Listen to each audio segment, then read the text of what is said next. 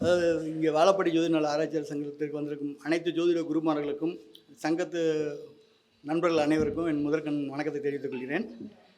இந்த திருமணத்துக்கு தடையாக இருப்பது மிகவும் தடையாக இருப்பது இந்த செவ்வாய் தோஷம் தான். இந்த செவ்வாய் தோஷத்தை பற்றி தான் இன்றைக்கி பேசுகிறோம். இந்த செவ்வாய் தோஷனால் என்னென்ன தடைகள் வருது, அதை எப்படி நம்ம அதை நிவர்த்தி பண்ணால் அந்த கோவிலுக்கு போய் என்ன பரிகாரம் செய்யலாம் அப்படிங்கிற ஒரு விஷயத்தை இன்றைக்கி நம்ம பார்க்க போகிறோம். அதில் பார்த்திங்கன்னா செவ்வாய் தோஷத்து லக்கணத்தில் 2, 4, 7, 8, 12 செவ்வாய்க்கு வந்து செவ்வாய் தோஷம்னு சொல்லி சொல்கிறாங்க.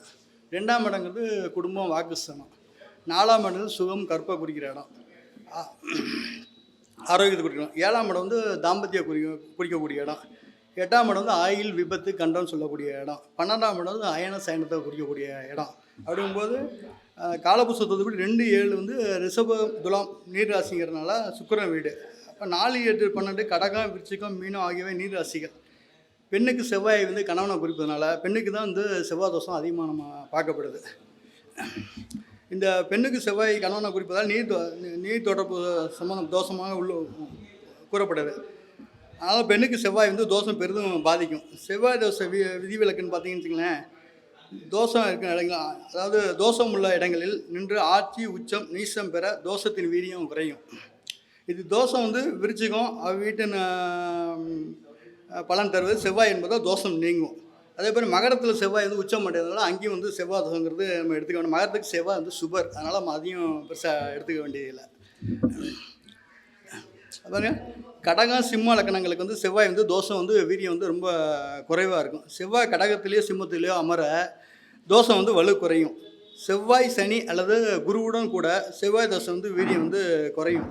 4ஆம் வீட்டில் செவ்வாய் இருக்க அது சுக்கரன் வீடாக இருந்தால் தோஷம் வந்து குறைவுங்க. 12ஆம் இடத்துல செவ்வாய் இருக்க அது சுக்கரன் புதன் வீடாக இருந்தால் அதுக்கும் செவ்வாய் தோஷம் வந்து குறைவு. அது 2ஆம் வீடு மிதுனமாக இருந்தால் தோஷம் வந்து அதுக்கும் செவ்வாய் தோஷம் வந்து குறைவு தான். செவ்வாய் லக்ன சுபராக வரும் மேஷம், கடகம், சிம்மம், விருச்சிகம், தனுசு, மகரம், மீனம் லக்கண ராசிகளுக்கு தோஷம் வந்து வீரியம் வந்து குறைவு. இதில் எப்படின்னா வலு குறைந்த செவ்வாய், வலு நிறைந்த செவ்வாய், வலுவற்ற நிலை அப்படிங்கிறத 3 விதமாக நம்ம பிரிச்சுருக்காங்க. அது பார்த்திங்கன்னா ராகுக்கு எதுவும் செவ்வாய் கூட இருந்தால் செவ்வாய் தோஷம் வந்து கடுமையான தோஷம் பாதிக்கும். அதுமாதிரி ரிஷபம், மிதுனம், கன்னி, துலாம், கும்பல லக்கண ராசிக்காரங்களுக்கு தோஷம் வந்து கண்டிப்பாக செவ்வாய் தோஷம் உண்டு. உச்சம் பெற்ற செவ்வாய் வந்து பாதிப்பை தரும். லக்கண சுபராகி நீசம் பெற்ற செவ்வாயும் லக்கண பாப்பராகி உச்சம் பெற்ற செவ்வாயும் பாதிப்பை தரும். அதுமாதிரி லக்கணம் கன்னி, மிதுனத்தில் செவ்வாய் தோஷம் வீரியம் வந்து பெரும் வலுவான செவ்வாயாக கருதப்படுதுங்க. இதுபோல் இந்த செவ்வாய் தோஷத்துக்கு பரிகாரம்னு பார்த்தீங்கன்னா, கும்போணத்துலேருந்து காரைக்கால் போகிற ரூட்டில் வந்து திருப்பாம்பரம்னு சொல்லி ஊர் இருக்குது. அந்த திருப்பாம்பரத்துன்னு உள்ளே போனீங்கன்னா திருச்சூர்குடின்னு ஒரு 3 கிலோமீட்டர் இருக்குது. அங்கே வந்து சூரியனும் செவ்வாயும் சேர்ந்து சிவனை வழிபட்ட இடம். அந்த சிவனுக்கு பேர் வந்து மங்களநாதர், அம்பாள் வந்து மங்களநாயகி. அந்த சிவன் வந்து சுயம்பு ஒருவனர், அதாவது 600ஆம் நூற்றாண்டில் சுயம்பு ஒருவன் அந்த சிவன். அந்த சிவன் வந்து பாடல் பெற்ற ஸ்தலம் வந்து திருஞான சம்பந்தரால் பாடல் பெற்ற ஸ்தலம் அந்த ஸ்தலம்.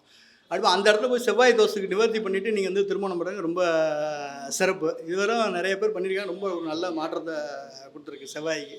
அப்படிங்கும்போது செவ்வாய் வந்து அதிகமாக இருக்குது. செவ்வாய் தோஷம் பயந்துக்கிட்டு யாரும் பெருசாக வந்து பயந்துக்கிட்டு திருமணம் தள்ளிப்படாதீங்க. அதுக்கு வந்து விதிவிலக்கு உண்டு. இந்த நம்ம சொன்ன லக்கணங்கள் சொன்ன ராசிக்கெலாம் வந்து பாதிப்பு குறைவடைஞ்ச செவ்வாயாக தான் இருக்கும், பெருசாக ஒன்றும் பாதிக்காது.